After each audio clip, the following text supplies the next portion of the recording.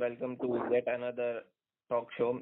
And we know as much as you know, but we got the guts to do it, so we are doing it. Yeah, Welcome to Going Grassroot, and my name is Avnish Naik. and my name is Vedant Pavaskar, I'm Arsenal fan, just to establish it.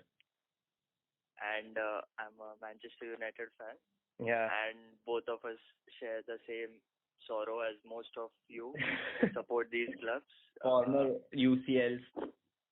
and now stuck in some weird We- Turkish league where we have to travel miles and miles to play some pizza company name.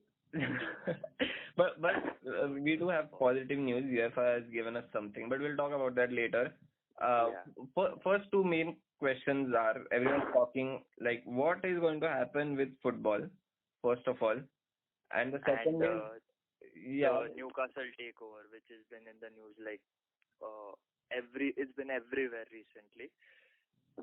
So let's talk about football first because that's more important, I guess. first question: what happens to football? Yeah, so we'll mostly talk about the major European leagues.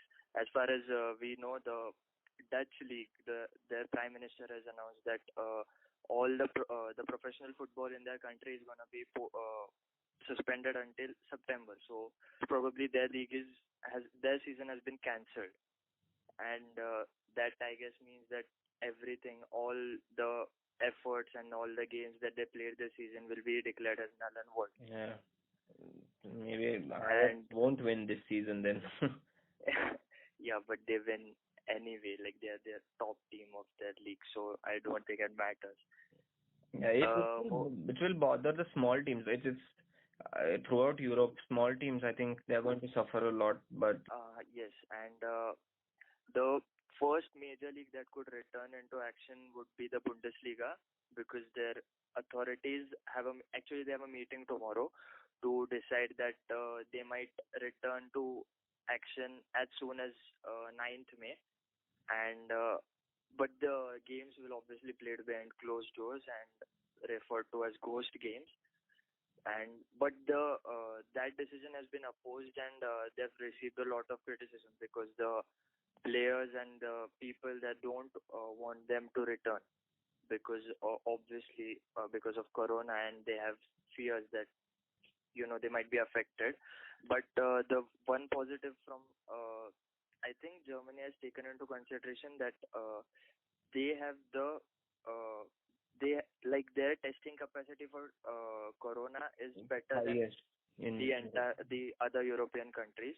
So the players could actually be tested after every game, which is a plus point for them. So But will that's you it. go through all this for entertainment? I mean, if Germany does it, obviously other fans are going to demand the same, and it could, increase the risk. I don't know Yeah, about what's going to happen over there. yeah, that's true. But it's not like more. It's not about entertainment. Yeah, entertainment's there, but I think the major factor there is like money, the broadcasting rights and Sponsorship. everything. Yeah, sponsorship. Like if they cancel the season or if they like postpone it further, they are like going to the loss would be tremendous. Yeah, And we already know that I guess the German finance minister, he committed suicide, he right? committed suicide due to the Yeah. pressure of. Moving on, I think the Premier League, La Liga, and the French League, the Farmers League, would return in June, and the training, like the players could return to full training, I guess next week, because they've been given permission apparently. Next week. And yeah, next week, just the training, like obviously behind closed doors, and like I think they'll take proper precautions for it. Yeah, they have to. I mean, what I heard that UEFA actually was forcing other members, other associations to cancel the games and just move on and try to finish them within June and July. But when the Dutch. Actually, thing is, the UEFA president, he said that if they are not able to conclude the Champions League and Europa League games before 30th June, then they will cancel the season. Like the Champions League and Europa League of this season, like whichever teams have qualified, none of that will matter. They'll just cancel it. So they have to start somewhere in August so that they can finish it before 30th June. And but the Premier League is like they have 92 games left, and playing 92 games in like 2 months, you just Yeah, can't imagine how hectic it will be. 3 games Like I a can, week or something, and uh, yeah, and I can see every player becoming a Gareth Bale, like everyone on the stretcher, and it'll just be ridiculous. But you have to like I was saying that UEFA was forcing some decisions, but then when the Dutch government announced that they want to cancel everything till September, Yeah, UEFA backed off and they said that it's fine when the government says something, it's fine because the association don't really have everything in their hands. It's down to the yeah, central and I think that government. UEFA should be like a little. They're They should, supportive, yeah. yeah, supportive, and they should like consider postponing it further. Like if you do postpone it till like September, we could finish it with some days in between, and the players will like be, they'll get some time to recover from the games, because playing 2 games every alternate days is very hectic, and I don't think any player, like most of the players, won't be able to manage Yeah. playing it. Uh, Yeah, and talking about Arsenal and United's misery, there was a good news. Yeah, UEFA advised the association that if the season is like declared as void, you can yeah, qualify the teams by their coefficients, and everyone was happy. But as soon as Chelsea and Leicester and Wolves and Southampton heard it that they are not yeah. going to The get club Euro. born after 2012. Yeah. Uh, they actually assembled a legal team to defend that, but UEFA backed off after the Dutch decision actually changed so many things. UEFA backed off and they said that it's fine because they like for Leicester City to not get relegated Yeah, after winning the title and then coming back to Europe again, it was it's difficult and you like can't just very take away remarkable. anything from them. So even if we are fans, I think it would be wrong to not give even Chelsea. I hate Chelsea, but they are qualifying. Right? They are fourth, so we can't do anything. Yeah, but the thing is, actually, I was thinking about what will happen to City. Like they've been banned from UCL, and Yeah, if they just I heard cancel City. it. If the ban was continued, Spurs would get the position of Yeah, City. Spurs. Yeah, but to be honest, I think that Leicester deserve to get City's place instead of Spurs. Like Yes, I have definitely. this soft corner for Leicester ever since they did that fairy tale. I mean, it was just amazing. And it was Claudio Ranieri's season. He didn't win a title before that, and winning the Premier League. It It was, was like but it was mad sad because end though. yeah, he was.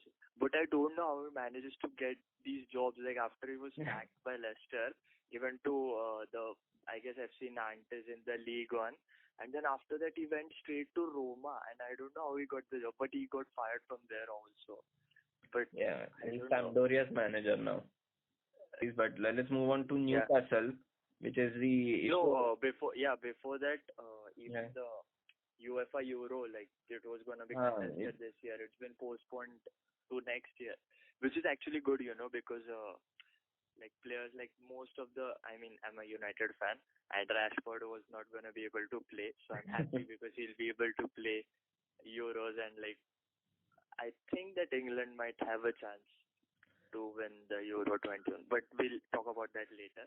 But the worst thing is that I read a headline somewhere that why can't Euro 2020 still be called 2020 even if it's in 2021? I mean, why are you arguing even for that? How does it matter? Like people will write anything to get Yeah. clicks. I mean, I know. Yeah, I mean journalists, but it's like logical to call it Euro 21 because it's being contested in 2021. So I don't know what the fuss is all about. I don't know. It was just one article though. Yeah. So Newcastle. Talking about Newcastle. Tell me who is the owner and Actually, why is he buying Newcastle? The owner, like the potential buyer, is the Saudi Prince bin Salman. Yeah. And it's like a $300 million takeover from Mike Ashley. And there's this fact, bin Salman was like reported to, he was gonna take over Manchester United. I mean, it was reported that he was interested in taking over, but somehow it didn't happen. The Glazers didn't sell, and now he's taking over Newcastle. And it's like, I think that it's better for Newcastle because Mike Ashley is a terrible owner, to be honest. Mm-hmm. And it's the fans were getting frustrated under him because he wasn't spending much, and I think it reached the boiling point when he sacked Rafa Benitez. Like Benitez really good. Was like he was playing FIFA. He was taking some shit team and then converting it into mid-table but still, I mean, how can you fire Rafa Benitez? He actually went from Real Madrid to Newcastle, and he stayed there. He wanted to stay there, but I don't know why Mike Ashley. But credit to where it's due. Steve Bruce did an amazing job. Newcastle are like 10th or 11th in the table, and they are like, I don't think they'll get relegated anytime soon, but they have done well this season. Okay. And the guy who the city owner, Sheikh Mansour, the guy who helped them take over, is the guy involved in this deal also. So Saudi taking over. He's like the Mukesh Ambani, I guess. He's like involved everywhere. Yeah, but now let's move on to the criticism, like people, what they are saying about this move, and lots of people are saying that you should block this move because one statement said actually the thing is many like the media outlets have reported that Newcastle are gonna appoint Pochettino after the takeover. Yeah, and even signing Cavani.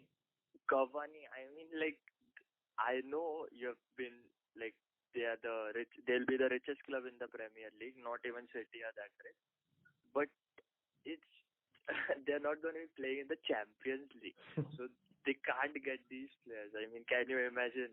I don't know, Lionel Messi playing for Newcastle. But if Newcastle's potential owner can sign a like they'll be able to sign good players, but not the world-class players. I mean, it's stupid to even report such news. I mean, they do it for clicks, obviously, but why would you do this? No, but I don't look at the owner, na. Like, you know what happened with the journalist in Ukraine or Turkey. I mean, if the potential owner can do that with Jamal Khashoggi, I think he can sign anyone. I think Ronaldo Messi could come to Newcastle. He's just like he'll give a dhamki ki aaja nahi to sar kaat ke bhej dunga, and obviously anyone may come because everyone knows he's so powerful. He might say that if Cavani doesn't move to Newcastle, I will block all the oil supply to United Kingdom. I mean, what, he can do anything. No, actually, Cavani plays for PSG, right? And PSG also has an oil owner. Yeah, so he'll strike a deal with them ki bhej do idhar. And let me tell you why people are opposing. Like, first thing is that the Premier League is putting itself at risk of becoming a patsy of those who want to use the glamour and prestige to cover their actions and cover their immoral actions. This was the statement made by Kate Ellen. She said that it's just bogus that if you allow someone who is really not giving a F about human rights in his own country, how can you give him a chance to own a club? I mean, that's why people are opposing, and I don't know what Newcastle United fans think, but I think that's right. Yes. You can't just give anyone... the Newcastle fans are joking about it. Like they've been They putting can't out believe. oil memes and the fact that he killed someone and how powerful they are gonna be. Like they don't take this seriously. But I think that's a part of modern football. Money has become a major factor. It's not like the early days where uh, people like Totti and Zanetti, Yeah. the Italian players, they like used to stay at one club. Loyalty was a big factor. Yeah, Now money is a I big think factor. after Ramos and PK and Messi, I don't think anyone would be Yeah, at there are one club for more than 5 or 6 years maybe. I mean, not exact, and like, even the managers like yeah.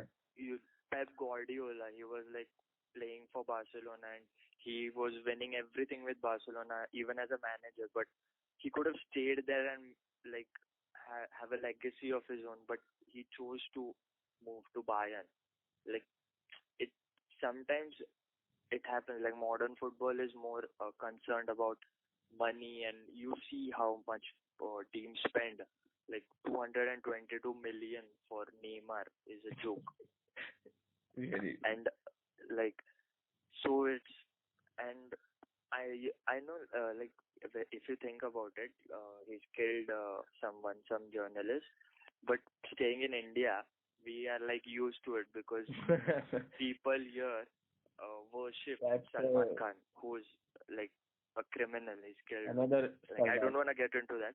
And even Sanjay Dutt, like there was a biopic made after him, and he's supposed to be an Yeah. what do you say, anti-nationalist, something like that. Yeah, he Like was charged he under. basically supported terrorists. Yeah. And so yeah, I think it's ironic when we point this out, staying in a country where people worship these guys. So, And yeah, so okay, let's talking, get back to the topic. answer me this, should the move be blocked for you or not? I mean, for me, looking at what's happening, I mean, when you see IPL, you see RCB, you mentioned RCB, that's the same thing. I Yeah, mean, people investing for glamour and all and covering up their immoral actions. So I think it's a move that should be blocked, and maybe it would be, but I think the consequences would be huge if nothing's that is official blocked. yet. So I don't know what is going to happen there. So what do you think? I'd be see Newcastle is a team that doesn't concern our clubs like as things stand because they're like not gonna be coming up above eighth place. So, in my opinion, it's fine. Like their fans, I guess, deserve this after spending years under the Ashley reign, and Ashley has been a terrible owner. So, I think that they should have a new owner, just not him. Yeah. Maybe someone else can buy the club. I actually saw some woman. I don't remember the name. Actually, even she's been considered to take over. So let's see what happens. Yeah. And yeah, there was this one meme I came across that a game between if the takeover happens, and then the next season a game between Manchester City and Newcastle United would be called as the Tail Classico, which is like I thought it was pretty fun. Yeah, so Yeah, concluding, we discussed a lot, and this was our first episode. Maybe it wasn't great, but it was yeah, 100 times better than ESPN FC, I can say for that. yeah, So, exactly. at least we There was this uh, I think I saw, yeah, the ESPN FC, there was a ESPN FC video yesterday uploaded on YouTube. So they were like considering the best goalkeepers in the Premier League era. And obviously Schmeichel, Petr Cech, and everyone was there. And can you imagine who they put in fifth place? who? De Gea or Alisson Becker. He has like one season. 55 appearances for Liverpool. They didn't consider David De Gea and they put Alisson Becker on the list, and I just unsubscribed from their channel. Like enough is enough. It was, I think Steve Nicol would have done Yeah. that. I mean, yeah, I mean, he's I done think it that. was Allison is on the board. He's a funny guy. I mean, I don't understand. Does he They even... overhype these Liverpool players like Virgil van Dijk, best defender of the Premier League era. Like they haven't seen prime Vidic. Premier League era, I mean, we can understand like last 5 years maybe, but not even 5 years. He's had one good season for Liverpool. Before that, when he was at Southampton, he was getting like bodied by Anthony Martial. I have that United and Southampton game video. Like Martial is just, he put Van Dijk on the floor and then scored. And then later in the game, Van Dijk had some hamstring injury. Martial went and was helping him. Yeah, when Martial scored, I mean, that's a rare occasion, and yeah, whatever. But the fact that I remember it so clearly tells how many goals Martial scored. But he's been in good form this season, so don't criticize him for that. Okay, so I'd like to say that yes, football entertains us all. We wanted to come back, but there are some things more important than it, and the coronavirus being one of it currently. So I think that everyone should take their own time until things are under control, and then the leagues can return, because we wouldn't want the players we love to watch get put under some risk just because we want them to see them play so badly. I think that even they deserve to be given some rest and then resume their games after everything is under control. Yes, and all of you, whoever is watching, stay home and listen to the government. Stay safe. And stay safe. So we listen to Modi ji. And one thing I'd like to say before this ends, I watched this Diego Maradona documentary recently. So I would recommend you to watch it, and if anyone listens to this podcast, I'd like to recommend it to you too, because it's amazing. Like definitely one of the best sporting documentaries of all time. You should watch it. Should watch it. Yes. Yes, it was an okay episode, but obviously better than Espn FC. So thank you. And Arnab Goswami, and we'll come back with some good content. Yes. Thank you for watching. Thank you.